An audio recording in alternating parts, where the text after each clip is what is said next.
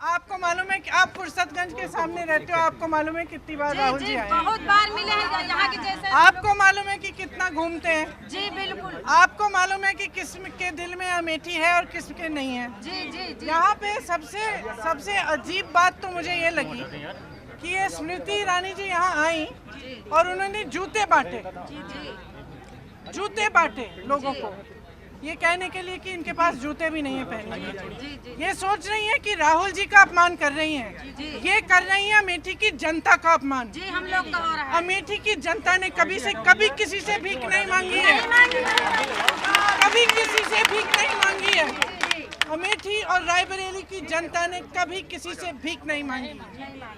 जो आया है उनके सामने आदर के साथ आया है, जो खड़ा है उनके सामने प्रेम के साथ खड़ा है। जी जी जी जी।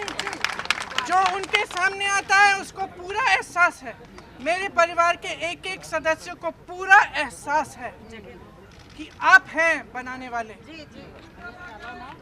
कि जो सत्ता है वो आपने दी है, प्रेम आपने दिया है, हमें नेता बनाने वाले आप हैं। इस तरह का जो अपमान कर रहे हैं ना आपके साथ, कि आपके क्षेत्र में आकर जूते बांटे, कुछ नहीं चलेगा दीदी, यहाँ कुछ इनको आप सिखाइए, इनको आप सिखाइए कि अमेठी और रायबरेली के लोग अपना सम्मान करते हैं, किसी के सामने भीख नहीं मांगेंगे। भीख मांगेंगे तो वो आए आपके सामने, वो मांगे भीख वोटों की, वो मांगे भीख वोटों की। तो आप समझ लीजिए कि इस चुनाव में क्या हो रहा है, चाहे अमेठी में चाहे पूरे देश में।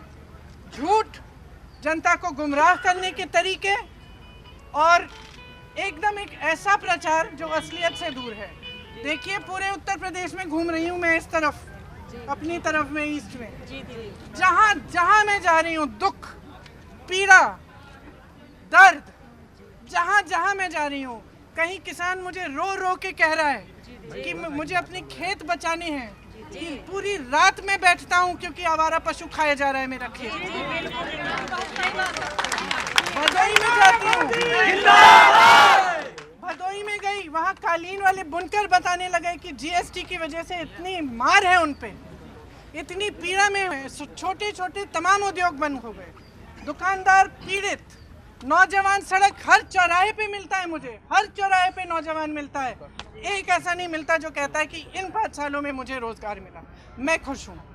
कितने रोजगार घटे आपको मालूम है कि 50 लाख रोजगार घटे हैं, उन्हीं लोगों ने घटाए हैं जिन्होंने आपसे कहा था कि 2 करोड़ रोजगार हर साल बना के देंगे आपको। तो सोच लीजिए। और यहाँ अमेठी की जनता में बहुत विवेक है। आप जानते हैं कि फूड पार्क कौन लगाने जा रहा था यहाँ, आप जानते हैं कि ITI, आप सब कुछ जानते हैं कि कौन कौन सी चीज़ें यहाँ लगनी थी और क्या क्या इन्होंने बंद किया। अरे इनका क्या, ये गाड़ी में एक दिन जा रहे थे, इन्होंने इश्तिहार देख लिया, राहुल गांधी जी का चेहरा था और लिखा था केंद्रीय विद्यालय खुल रहा है, इश्तिहार देख के राहुल गांधी का चेहरा देख के बंद कर दिया। क्या मतलब है?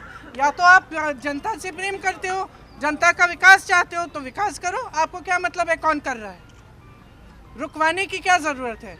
फूड पार्क से 5 लाख किसानों का फायदा हो सकता था 5 सालों में, यहाँ का भी रायबरेली का भी। रुकवाया क्यों? रुकवाया क्यों? आप भलाई चाहते हैं ना अमेठी की, तो जूते बांटेंगे कि फूड पार्क खुलवाएंगे? बाबा रामदेव को दे दिए। बिल्कुल, क्योंकि क्यों दिया क्यों दिया? ताकि सारे इकट्ठे मिलकर व्यापार करें बस।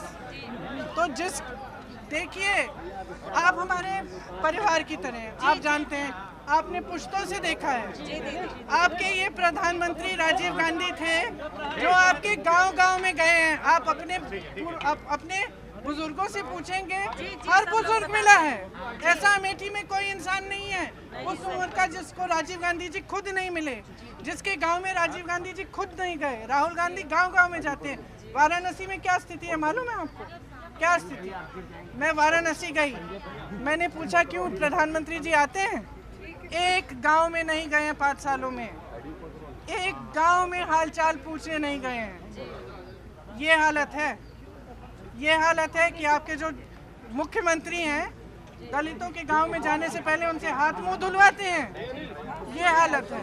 जी दीदी, तो आप समझ जाइए। हम लोग समझे हैं दीदी। मैं जानती हूँ आप समझते हैं, जी दीदी। मैं जानती हूँ। इसीलिए मैं सब कहना चाहती हूँ कि इस चुनाव में भारी बहुमत से जिताइए, बहुत ज्यादा से ज्यादा। क्योंकि सिर्फ अब सिर्फ अमेठी के साथ विश्वासघात नहीं कर रहे हैं, पूरे देश के साथ कर रहे हैं, पूरे देश के साथ कर रहे हैं। तो अब आप निकलिए, आप कार्यकर्ता, आप निकलिए, घर घर जाइए, परिवार से बात करिए, हर नौजवान से बात करिए कि इन बातों में ना पड़े।